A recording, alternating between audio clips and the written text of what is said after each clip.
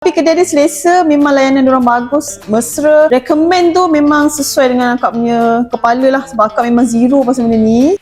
Korang, Assalamualaikum semua, morning. So hari ni kita ada satu customer ni, sporting gila mat. Okay kak, nama siapa kak?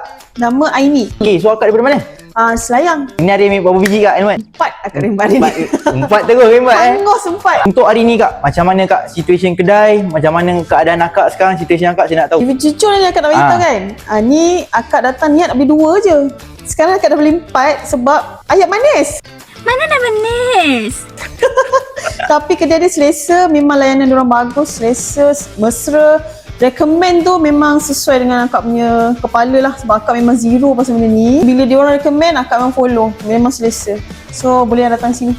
Akak akan recommend sebab memang berbaloi, memang puas hati lah. Datang sini beli, tak rugi. So mana yang dapatkan helmet yang macam akak ni dapat, korang boleh je terus walk in kat showroom kita. Kat Tokai Helmet, Jalan Genting Kelang Setapak, Kuala Lumpur. Akak ni dia dah ambil 4, daily 2, yang KYT ni 2. So korang tunggu apa lagi? Korang kena datang kita punya showroom dekat KL ni. Apa-apa pun yang penting, pakai terus handsome. Bye. Assalamualaikum.